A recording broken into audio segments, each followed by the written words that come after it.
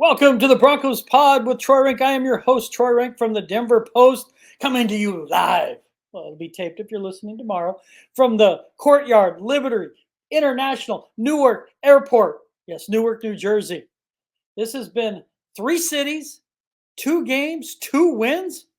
Talk about a weird road trip, but the Broncos, your Denver Broncos, won back-to-back games. They're 2-2. They're relevant again. They're in the mix. Both these were upset wins. They were a 6.5, depending on the shop used, almost like an 8-point dog to the Jets. I'm going to say this real quick.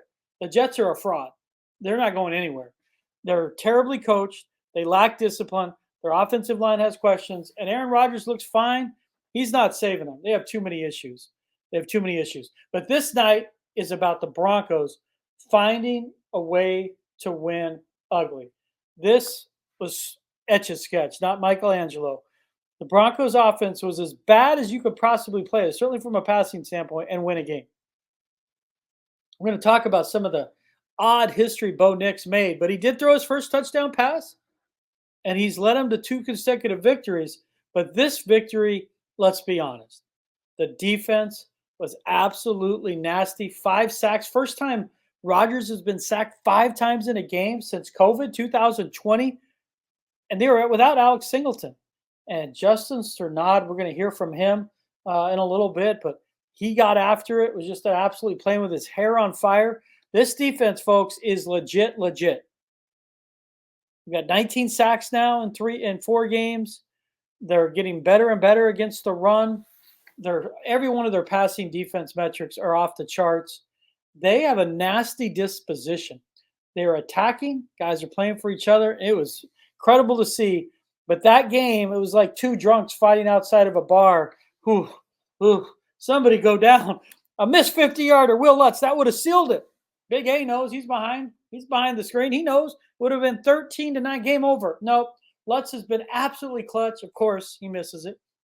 And then Greg Zuerlein, who's been struggling like since the preseason, he misses a 50-yarder. So your Denver Broncos escape in the soggy, wet weather of MetLife Stadium. They're now 2-2. They're 500. They're back in the mix with upcoming division games at home against the Raiders and the Chargers, and then New Orleans and Carolina. A chance to, certainly go 2-2, maybe even 3-1. But the Broncos escape. They win ugly. I'm talking, 2 a.m. bar last closing. You look across the aisle and the person has a gap in her teeth bigger than the one at the Castle Rock outlet malls. And you're like, okay, that's how ugly this win was. It was ugly.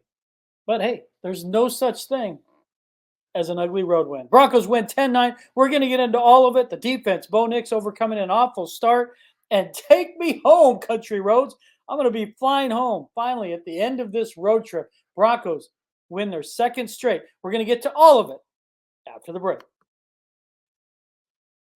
Have you been hurt in a car wreck or injured at work? What are you waiting for? Give my friends at Hoggett Injury Law a call. Their motto, with us, it's personal. I've known Darby Hoggett forever. We traveled the country watching our boys play baseball.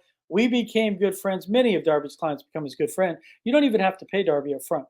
If your case goes as planned, Darby will be the one writing checks to you. So again, if you've been hurt in a car wreck or injured at work, what are you waiting for? Call Darby. His team is at 1-833-HOGGATT. That's 1-833-HOGGET. Or visit the website at hoggettlaw.com. Welcome back to the Broncos Pod with Troy Renck. I'm your host, Troy Renck from the Denver Post, still here in Newark, New Jersey. The game was in East Rutherford. I have been in Tampa. I have been in White Sulphur Springs, West Virginia, Lewisburg, West Virginia, flew into Newark, covered the game in East Rutherford, and will soon be back in Denver. But a long, strange trip it has been, and 2 wins. And how did it happen? Well, the simple answer is Broncos defense, folks. Like, what are we talking about here?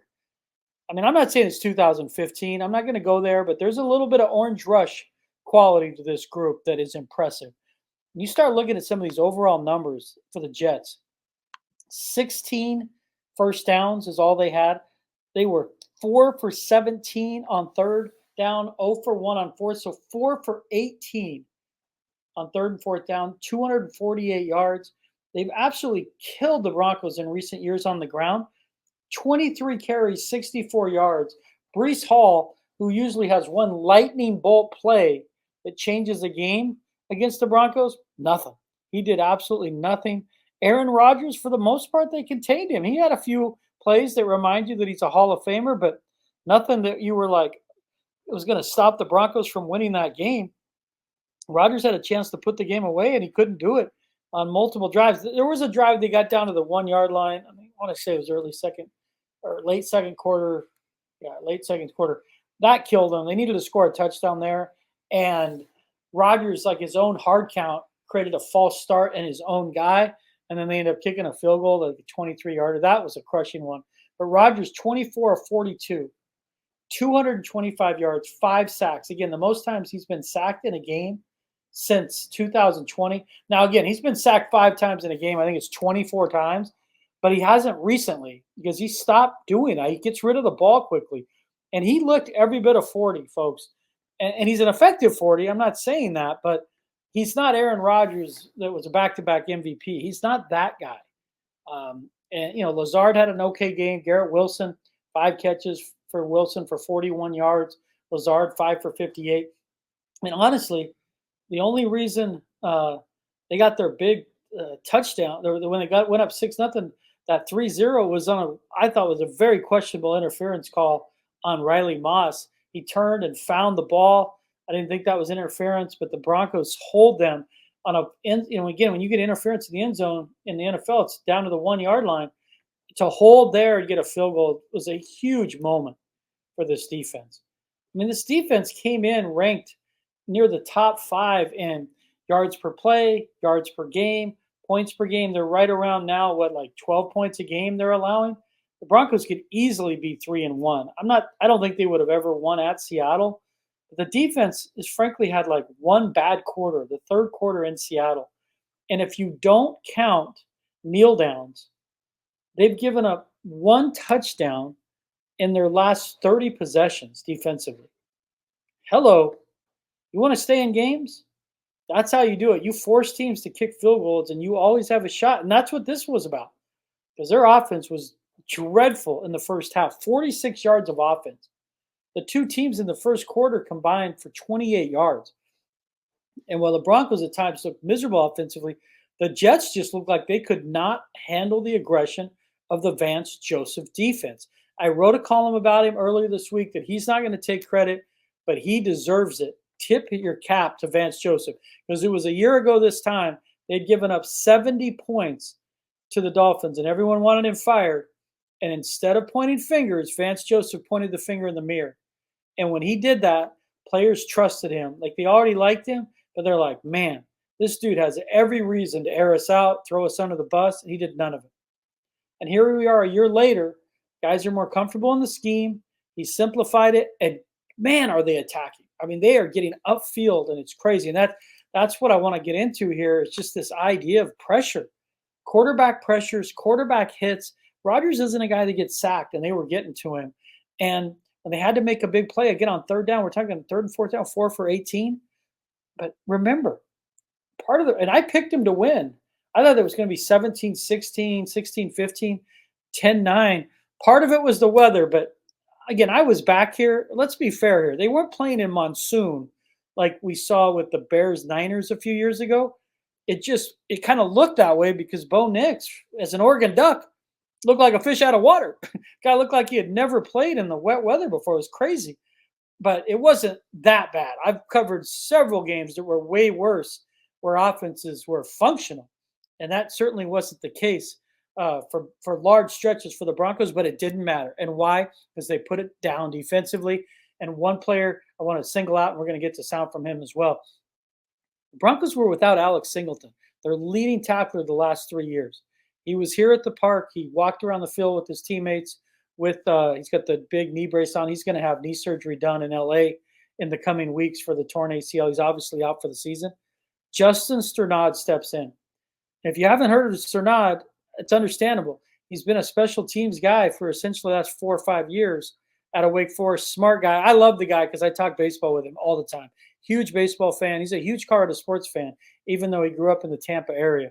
And prayers to his family, because they had some people that were, had to be relocated with the hurricane. And sounds like everybody's okay based on what he was saying afterward. But man, prayers out to that Florida area, and certainly Carolina, the Boone area, and Asheville. My word, they're going to be rebuilding. And I just hope for the best for those communities. We went through a flood like that 12, 13 years ago, and it wiped out like huge chunks of Lyons, Colorado, which isn't far from where my family and I live in Longmont. So my heart and prayers go out to those folks. But Sternad, he gets an opportunity to start. First time he's playing defensive snaps since 2021, when frankly he really struggled against the Cleveland Browns in a game the Broncos lost to a backup quarterback and a third-string running back. In the first play of the game, Sternad launched out of a cannon with a sack. First play, it set the tone. Like, we are here. We're not going anywhere. We're going to punch you in the mouth. And if we lose this game, we're not losing it playing rope-a-dope. We are punching you in the mouth. And Sternad with the sack, what a play for him. He said that it wasn't called right away. We'll get into that. But, I mean, what a play. That set the tone defensively. So let's hear from some of these defensive players after they absolutely dominated the Jets. They held on. Yes, he missed a 50-yarder, but regardless, even if he had made it, this defense deserves praise. They are legit. So let's hear from, in order, Malcolm Roach, who was part of that group up front just causing havoc, P.J. Locke, who had a safety blitz sack the second to last series that looked like that was going to win the game, and of course Justin Sternad on his sack and what it meant for this defense as the Broncos again come away with a 10-9 victory. So let's hear from Malcolm Roach, P.J. Locke, and Justin Sternad. That's one thing BJ preaches, and we got a lot of guys on that defense with a mindset. We want to be good. We got a lot of guys, young guys trying to go out and make a name for themselves, and we want to be good, and we work every day to be good. We work every day in camp to be good. We give effort. We run to the ball. We know we can't have drop-offs. We saw what a drop-off would do in the third quarter against Seattle. Right. We know we had to learn from that. We know we had to cut down on the penalties. And at the end of the day, we just know we're playing for each other. We're playing hard, and BJ got us rolling, and we want to keep it up. He's calling good plays, getting one-on-ones, and our secondary doing a hell of a job. Did you feel like we're going to find a way today, even though the offense was struggling? Did you feel because I see it every day from this team. Okay. We went to 2 minute. We work 2 minute every day. Literally every day we work 2 minute. Each situation, you never know what situation you're going to be in, but we work it every day, and at the end of the day, you don't rise to the occasion, you fall to your trainer. And we fell to our trainer there, and we knew those runs was going to start to burst, and we got to shorten the game, and we ended up pulling it off. What did it mean the way you guys played today defensively? Really the last 2 weeks, but this group, I've told you, it's not only you're good, you got a nasty disposition about you. There's an edge to this group. Well, I think in the offseason they did a great job of getting the guys that they wanted, and how BJ wanted to actually play his defense. Oh, I see. Okay. Did a great job of getting the guys they wanted. On top of that, man, I think we're just all playing with a chip on our shoulder. We're young. A bunch of people counting us out, but I think the key is right now is we just got to keep improving every week. We can't get complacent. I don't give a damn about being. What are we right now? 2-2? Yeah, I don't care about that. You know what I'm saying? It's all about taking it one practice at a time, game at a time, and continue to improve. And like I said, not getting complacent. We're looking to keep improving. It's something we practiced during the week. I wouldn't say it was like a set plan that was going to be the first play of the game, but he called it, and Vance is an aggressive guy, as everyone knows, and it was a great way to open up the game.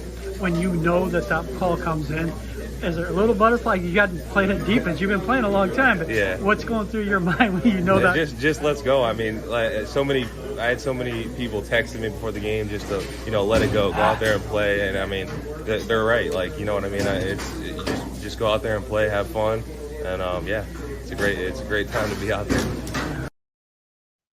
Well, you heard it from those defensive guys, man. And the thing I liked is they're not acting surprised by any of this. This is a team that has a lot of confidence defensively, a lot of trust in each other. And when you develop that mentality of just like blood in the water, it becomes contagious. And you can see that with this group right now with, Roach, with John Franklin Myers was in Aaron Rodgers' ear, chatty, Cathy all day. Let him hear it. You got Jonathan Cooper, who's coming into his own, who is just absolutely owning a rookie playing left tackle. You got Zach Allen, who looks like a J.J. Watt light at times with his relentless effort. And again, their secondary with Moss playing the way he is. Now, he had 2 penalties today, but in general, his coverage has been solid. You got Pat Surtain with saran wrap type coverage. You throw in Brandon Jones, who is just absolutely lighting guys up like the Vegas Strip. I mean, you throw all that in, and all of a sudden, you got a nasty defense. But what about the offense? How did the Broncos win a game where they had 46 yards at halftime, where they did not convert a third down until the middle of the third quarter? I wrote a column. I encourage you, and I ask if you're so inclined to read my column. Bo Nix has reminded me of somebody, and trust me, I mean it as a compliment. And we'll get to that after the break. Never a bad time to enhance your home. Maybe you just want it more comfortable. Glass doors, I'm telling you, can add a nice touch. That's where Jamie Haig comes in. He and his wife, Lisa, run RBJ Glass. It's a family business. Jamie, he put a sliding glass door and screen in our house. We love it. It's been there for more than a year. They do great work. They stand behind it. RBJ installs European shower enclosures, standard shower glass. They do mirrors, window and glass replacement, insulated doggy doors, office cubicles, and small commercial storefronts. They have competitive prices and offer discounts to veterans, senior citizens, and have even accommodated some single parents. So what are you waiting for? Call my friend Jamie. It's Jamie of RBJ Glass, 720-883-3144. That's 720-883-3144. Or email Jamie at rbjglass2017@gmail.com. Welcome back to the Courtyard Marriott. Living right here with some chips, some dip. I had a top ramen soup. I think that'll be the second time the big A behind the screen to see me eat top ramen on this road trip. It's been that kind of roadie. It's been grimy. It's been dirty. It's been that kind of roadie. When a road trip includes, I think now 4 bowls of top ramen, that ought to tell you. It's gotten greasy, folks. But the Broncos found a way to win. And Bo Nix, I mean, honestly, I don't know that you could play worse than he played in the first half and then suddenly win a game. I mean, Bo Nix at halftime, because these stats, I mean, they defy logic. And that's the man I'm talking about. When I say Bo Nix and his thing, who does he remind me of? Tim Tebow. And I'm saying that in a positive way. I'm not saying it to be mean.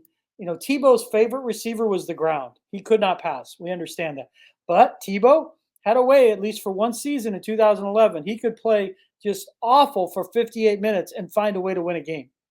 And Bo Nix has a little bit of that in him. He doesn't lose confidence in the face of a sport mocking him at times. But Bo Nix, listen to some of these stats, and you tell me, how in the hell did the Broncos win this game with these offensive numbers? In the first half, Bo Nix, Broncos had 3 first downs. They had not converted a third down at that point. And Nix, passing. Listen closely if you're driving. Keep the hands on the wheel. 7 for 15 for -7 yards, a long of 2 yards. Wait, what? 7 for 15 -7. The weather stunk. I get it. Rodgers was 8 for 16 for 81. But -7 yards. That is the first time since 1991 that a quarterback has had at least 3 attempts in the first half and finished with negative yardage. I mean, and it wasn't just that. It looked like he had never played in the cold, not the cold, but the rain.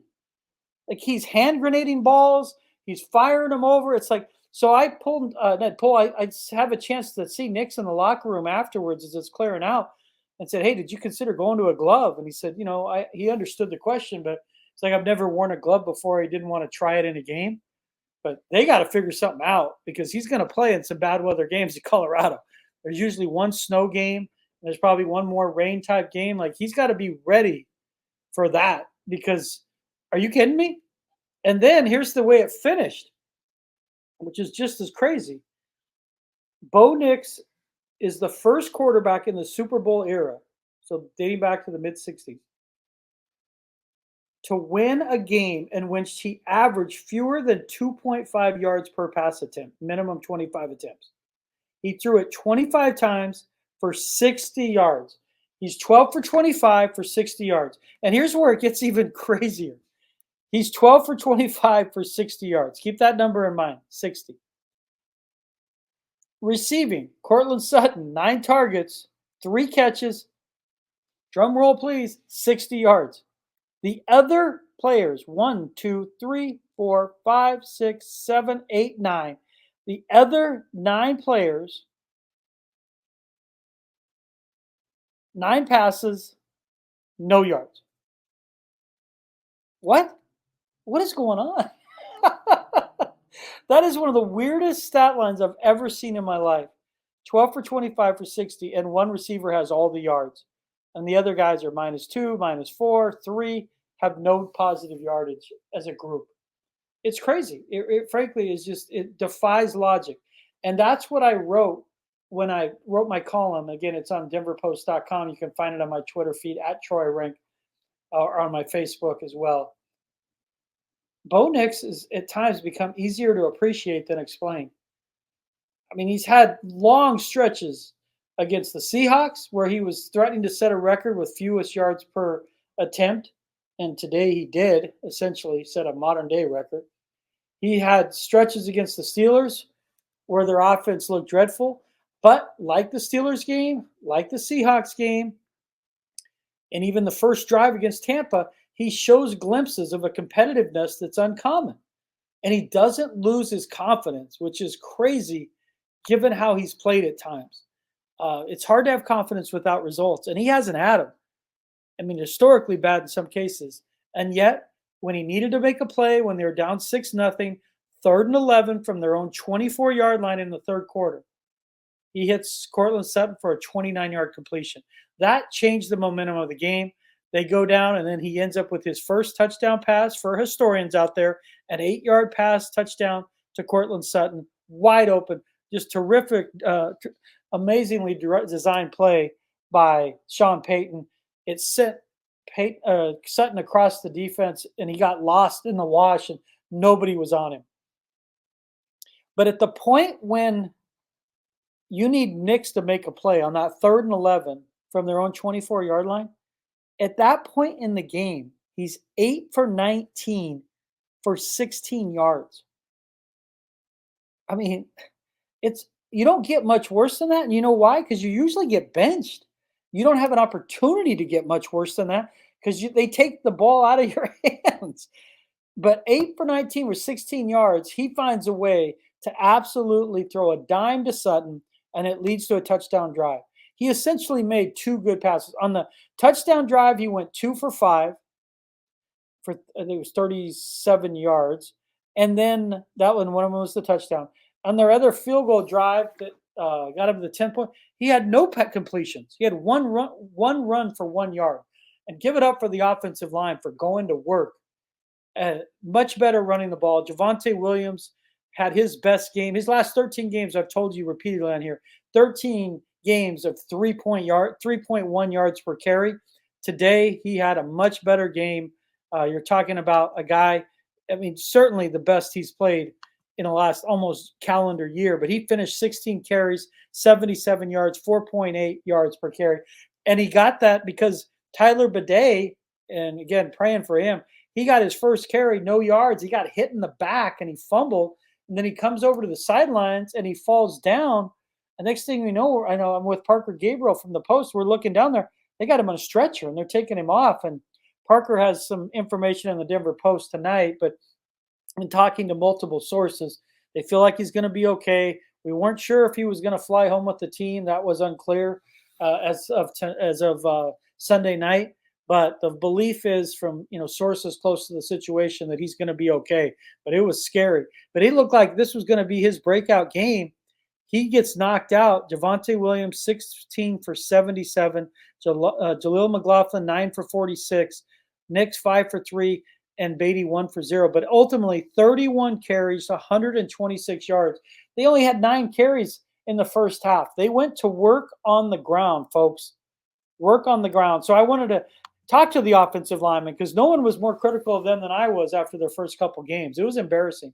But those guys up front took it personally. The last 2 games, they've gone to work. So I talked to Quinn Miners about the line getting after it, and Bo Nix showing confidence even as the offense sputtered in the first half. Let's hear from Quinn Miners. 3-4 yards isn't enough in a game like this. So we really had to refocus, relock in, and every single time we got those runs called, we were fighting to get 6-7 yards a carry. So when the offensive line is able to, get 6 yards a carry, that's going to make, play caller a couple more runs. And so we all made a very focused effort in running the ball in the second half, especially in the third quarter, and it paid off. You were telling me how Bo's exceeded your expectations on how he handles stuff. Mm-hmm. I mean, at halftime, he had -7 yards passing. I know the weather's playing a role in that. You didn't. Then he makes a huge pass to Cortland, and then the touchdown. What were you seeing from him? He don't flinch. It doesn't matter. We're not looking at the scoreboard. We know that the plays are going to take care of itself. We're all going to keep doing our job the best that we can. And none of us really give a shit about the stats. We care about gaining yards, putting ourselves in good field position, scoring points when we can. Obviously, when we get in the red zone, we need to score touchdowns, and that's all that we really care about. I never even noticed that we were -7 in passing. Really? It is what it is. We got. Again, and what Quinn is saying there, that's one of the characteristics of a team that's coming together and where you're playing for the guy next to you. I mean, when Gary Kubiak's team won Super Bowl 50, it got ugly at times offensively, but they never lost track and focus. They were always mindful of playing for something bigger than yourself. Play for the guy next to you. And I see some of that developing with this team. I talked to multiple players about that afterward.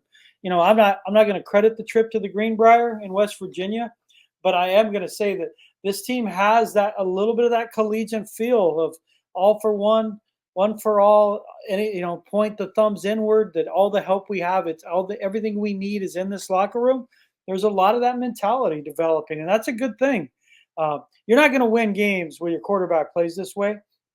And again, I've said it to you guys, Bo Nix, his development, his rookie season deserves context and it deserves patience, but it needs confidence. He and Sean Payton need to continue to work together because you cannot win games with 25 pass attempts and 60 yards, and you certainly are not going to win many games with -7 in the first half. But again, like Tebow in 2011, Nix found a way to make a few plays when it mattered. His were in the fourth quarter, like Tebow, where you handed over to Prater. They were in the third quarter, put the Broncos ahead, gave them a chance to win. In this defense, in some ways it was fitting that the defense held on and found a way to win it because they deserve credit. And we will finish with this. Take me home, country roads. I had a blast writing a column on Friday comparing, the connection between John Denver, the artist, with his song "Take Me Home, Country Roads," an anthem for West Virginia, and Rocky Mountain High, which is a Colorado State song as well. Just fun talking to music critics, talking to folks and what it's meant to them. Take Me Home, Country Roads is just absolutely embedded into the psyche of the state of West Virginia. West Virginia actually tries to claim it because of some of the lyrics, the Shenandoah Mountains and stuff, but a lot of that stuff's also on the border of West Virginia. But West Virginians, they play that song after West Virginia University. They play that song after the wins for the basketball team there, the football team. John Denver did the first concert at that stadium in Morgantown. And also what I found out I didn't know is it's like the last song that plays at weddings in West Virginia and I'll finish with a funny story on this, that I talked to the lady from the Carnegie Hall in Lewisburg, West Virginia, which is right outside of where the Broncos practice at Greenbrier Resort, about 10 miles on a country road, 10 miles away. And she's kind of a historian. And she said, we do a gala every year at the Greenbrier to raise money for the Carnegie Hall. And she said that the band we had last year, every band we asked to play that, we say, do you know the words to Country Roads? Take Me Home, Country Roads. She said the band last year didn't. She's not sure they're coming back. That's how serious they take that song, that there was real disappointment, the fact they didn't know that. Where Rocky Mountain High, there's controversy as you're referring to Smoking marijuana, is it referring to drugs? In 2007, when it became a state song, there was criticism of that. John Denver's brother says no, that it wasn't. Obviously, there's some people think, because Denver himself was a flawed man with multiple arrests, and he certainly smoked marijuana. But the song itself is intended to be Rocky Mountain High for the mountains. In the meteor, when it says it's raining fire in the sky, some people believe that's a meteor shower. I like to believe it's just a beautiful sunset. But two songs that interconnected in a way with West Virginia and Colorado on this strange trip. 9.5 days it'll end up being for me. 3 cities, covered 2 wins. Your Denver Broncos back in the hunt, baby. They are in the hunt at this point with the division games coming up. They've got to snap an 8-game losing streak to the Raiders. If you want to have a season where you're 9 wins, 10 wins, you got to sweep the Raiders. Enough already. You've got to be able to do that. So Broncos, what a wild 7, 8, 9 days of rain, practice, green. I don't think they'll be back to the Greenbrier Resort anytime soon, but who knows? Sean Payton loves that place, so we'll see. But they made it. 3 cities, 2 wins, 2-2. They're back in the hunt. And this, again, for this podcast, I could not do it without Big A behind the board with Nate Lundy from Mile High Sports, and of course, RBJ Glass and Darby Hoggett of Hoggett Injury Law. Broncos country, I do this pod for you. Happiness, that begins with me. Go out there and have a great day.